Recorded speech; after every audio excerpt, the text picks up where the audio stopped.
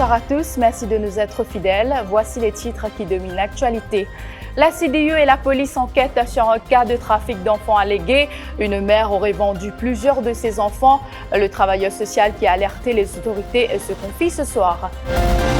Les travaux dans le cadre de l'enquête judiciaire sur la mort de Supramanian Kisnen se sont poursuivis ce mercredi. Selon maître Ruben Moronga-Pillay, la compagnie Ave Techno World aurait décroché un contrat de 52 millions de roupies pour l'installation de GPS durant la campagne électorale. Deepak Bonomali confirme, lui, que Vinay Yapana a fait l'acquisition d'une station-service appartenant à Lila Devidukan Lutchman à Carolalian. Également dans l'actualité, l'initiateur de la manifestation contre le projet immobilier Legend Hill à Tamarin, Sihimtong, a été arrêté par la police ce matin. Il a été relâché sous caution. Il a comparu devant le tribunal de Bambou. Une accusation provisoire d'obstruction à la police a été retenue contre lui. Le MMM, le PMSD et le Reform Party animent une conférence de presse conjointe demain sans le PTR. Le député rouge, Shakil Mohamed, n'a pas tardé à réagir. Vous l'entendrez. La Child Development Unit et le poste de police de Quatre-Bornes sont en présence d'un cas de trafic d'enfants allégué. La suspecte serait nulle autre que la mère âgée de 38 ans.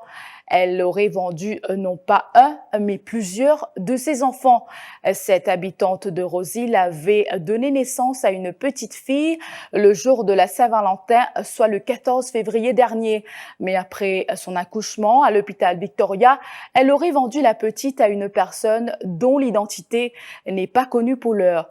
Lors d'une visite des autorités au domicile de la mère, l'une de ses filles, âgée de 16 ans, a concédé que sa mère avait effectivement vendu la petite, mais qu'elle ne savait pas à qui et encore moins pour quel montant. Elle a aussi allégué que sa mère en aurait vendu 5 autres dans le passé.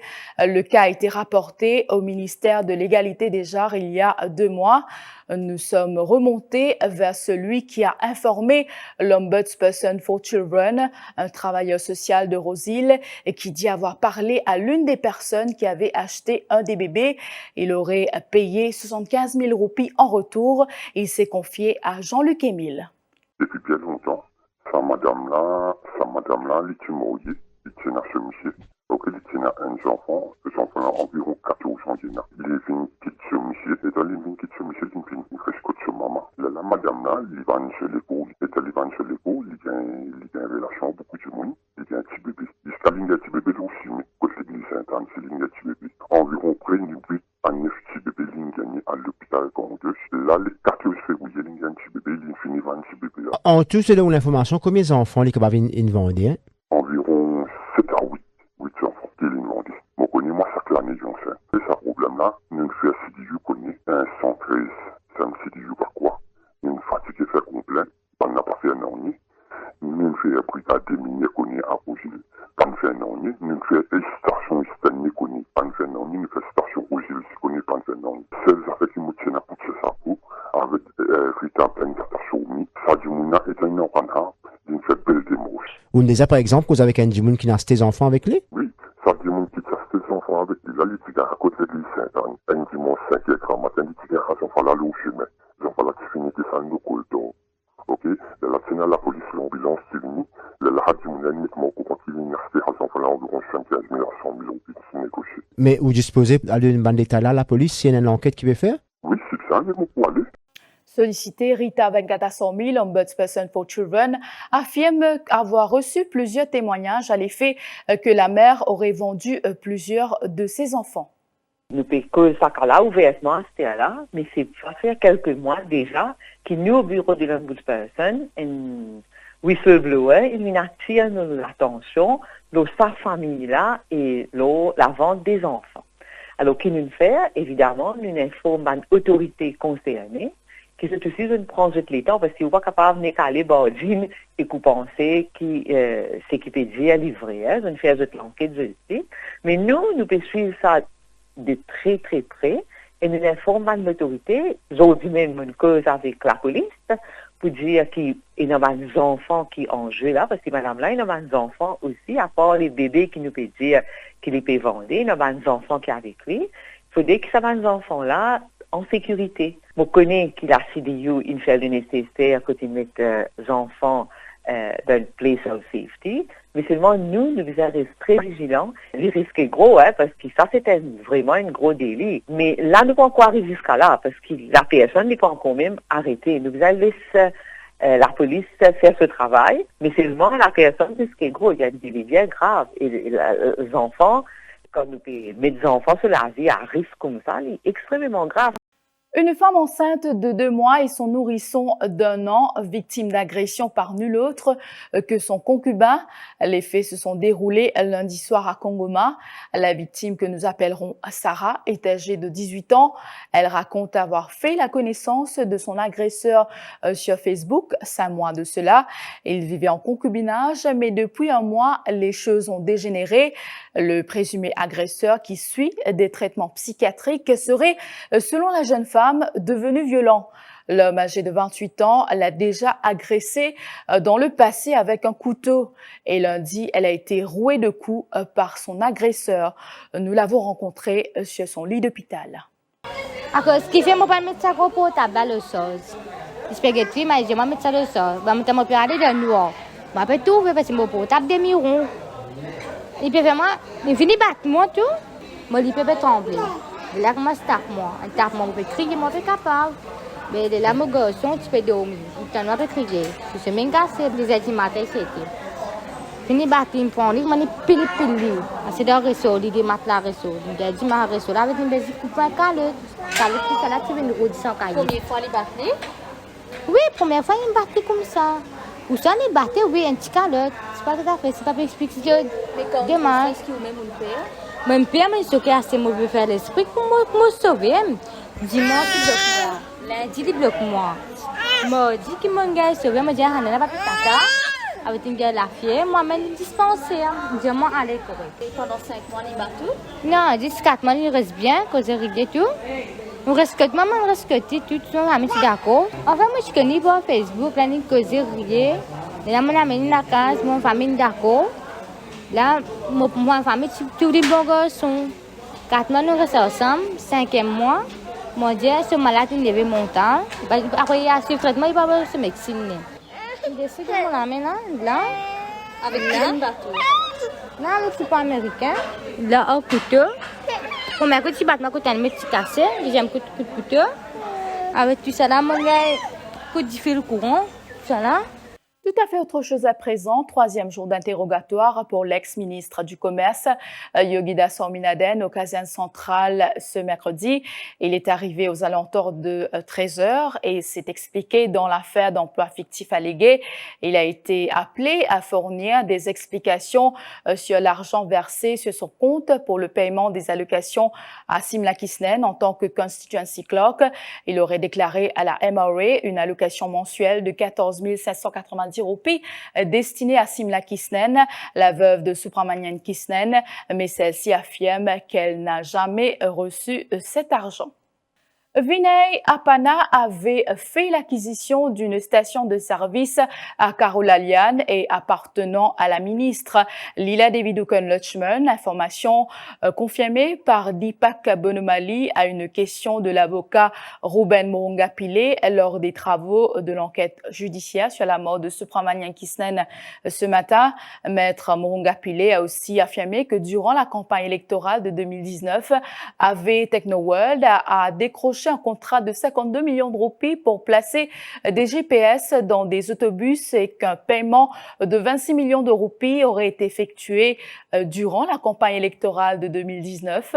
Par ailleurs, l'audition de Nita Nugched n'a pu avoir lieu. Son époux a produit un certificat médical qui atteste qu'elle souffre d'anxiété. Les détails avec Alkiz Ramdin.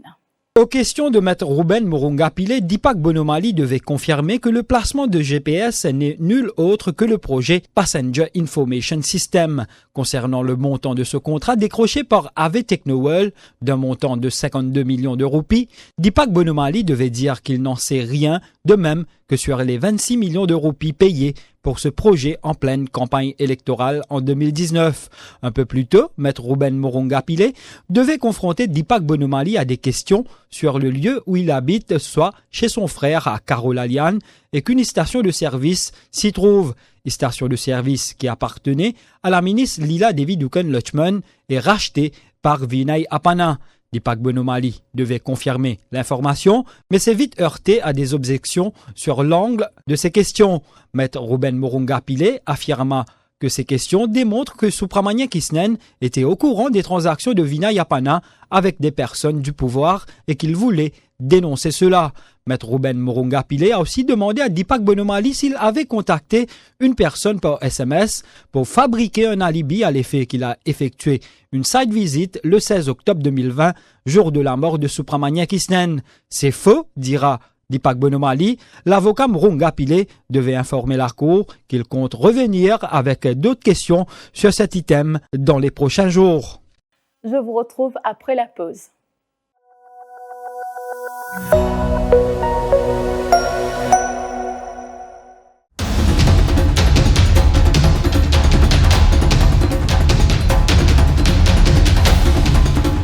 Vivez une expérience unique au Predator Kingdom au Khasla Nature Parks. La marche avec le roi de la jungle à seulement 1000 roupies par personne. Pour vos réservations, faites le 401 65 00. 401 65 00.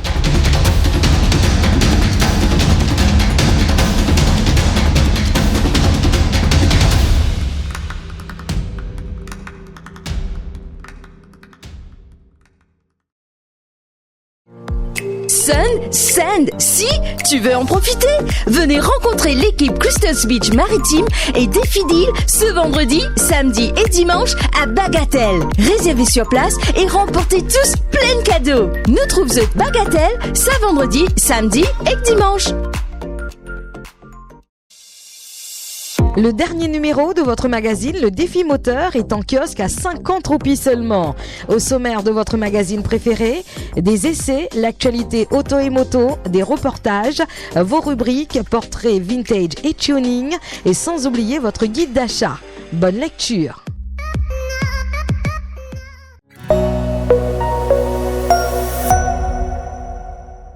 Percy Yiptong a obtenu la liberté conditionnelle après avoir fourni une caution de 8 000 roupies et signé une reconnaissance de dette de 60 000 roupies. Il a comparu devant le tribunal de Bambou en début d'après-midi. Une accusation provisoire de opposing police of executing his duties to allow vehicle traffic a été retenue contre lui. L'initiateur de la manifestation contre le projet immobilier Legend Hill a été arrêté ce matin à Tamarin. Il était à son 3e jour de manifestation aux côtés des habitants de Rivière-Noire. Écoutez sa déclaration à sa sortie du tribunal cet après-midi. Aujourd'hui, pour moi, première fois dans ma vie, qui m'ont arrêté pour une charge criminelle illégale. Ce qui me trouve bizarre, c'est qu'ils m'ont fait même affaires lundi, m'ont fait même affaires mardi. Ce n'est que mercredi que je t'arrête moi. Et quand je arrête moi, moi, une private property, moi, l'intérieur de plantation Marguerite, et moi, je dis en with ground, je dis moi, rogue and vagabond. M'ont arrêté for opposing police of executing his duties to allow vehicle traffic. Moi, je dis, moi, pas fin oppose police, puisque je n'ai pas pu faire aucun travail. Je n'ai pas pu régler le trafic dans une propriété privée. Donc, how can I be opposing it? I have been opposing police by not wanting to accompany them to the police station for rogue and vagabond. Donc, qui manière c'est mon cas opposé sur exercise duties to allow vehicle traffic. Percy Yiptong a aussi annoncé la tenue d'une marche pacifique pour ce samedi 27 février qui débutera à 16h de l'église Saint-Augustin à Rivière-Noire pour finir sur le terrain de foot de Tamarin. Nanda Boda a accordé sa première grande interview depuis sa démission comme ministre de toutes les instances du MSM. L'ex-ministre des Affaires étrangères était l'invité de Nawaz No-Bucks et de Jagdish Joypal dans l'émission Au cœur de l'info cet après-midi. Il est revenu sur les raisons de son départ, notamment le pouvoir cadenassé dont il a fait état. Il nous a aussi parlé de son action politique. En voici un extrait. La première ambition, pour moi, c'est rassembler. Oui. Si nous rassembler, parce que l'ambition, c'est de rassembler, donc l'ambition, c'est d'unir. Oui. Si nous sommes capables d'unir, à ce moment-là, nous sommes capables de dire qu'il y a la volonté et la détermination d'aller jusqu'au bout. C'est-à-dire de challenge Pravin Jagannath au poste de Premier ministre. Ce que l'histoire vous demande. Mais Nan de Boda, là, tout ça là, bien bon. Mais il n'y a pas d'unité au sein de l'opposition là. Oui. Vous pouvez guetter ce qui peut passer. Demain matin, il y a une conférence de presse là. MMM, PMSD, Rochi Badin travaillent pas là-dedans. Travaillent isolés au sein de l'opposition. Il n'y a pas d'unité au sein de l'opposition. Et laisse les choses se faire. Laisse Saban les efforts qu'il nous peut faire pour mettre tout le monde ensemble autour d'un projet de société qui les peuple ou les. Est-ce que vous confiez dans le Boda qui est pour d'accord, qui voilà le projet de société, mon peux support Nando comme PM. Est-ce que vous confiez? Discalaire, mon a get tout le monde. Mon peut réel get tout le monde. Mon pas encore get Navin Ramgoulam, mon pas get la semaine prochaine. Tu poses moi une question, c'est est-ce qu'il y a des gens dans le gouvernement qui pensent comme moi? Moi viens dire une affaire qui jamais cause avec quelqu'un. Jamais moi fin c'est convaincre quelqu'un. Moi, ce qu'ils m'ont fait, c'était une question personnelle, comme on dit, mon aller. Mais je connais qu'à l'intérieur du gouvernement, beaucoup de monde réalise beaucoup de choses. Ce qu'ils m'ont dit, je connais qui m'a le fonctionnement. Je connais, je aussi, je connais qui peut passer. Parce que, quelque part, parfois, moi, je donne des trois exemples. Par exemple, un ministre qui besoin d'un advisor est correct avant mon nom ça. Est-ce qu'il est advisor il a le Wakashio, est-ce qu'il le ministre connaît?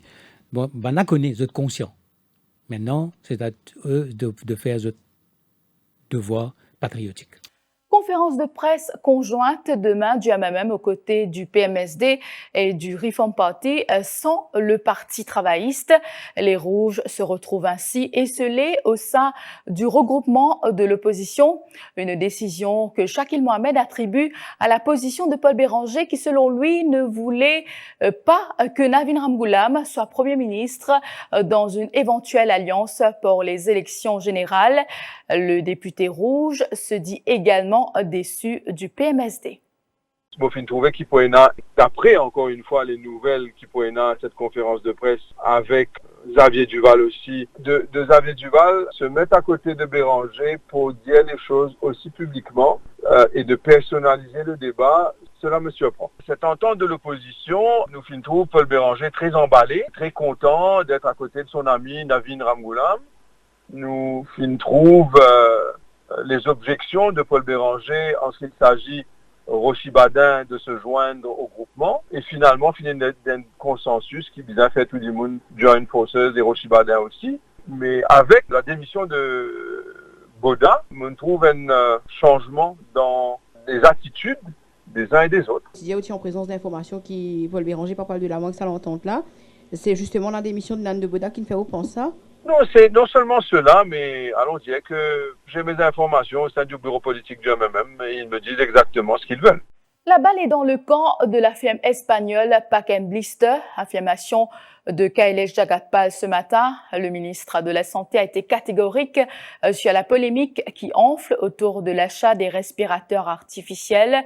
Le fournisseur a le choix entre reprendre les ventilateurs défectueux, les remplacer ou nous rembourser, dit-il.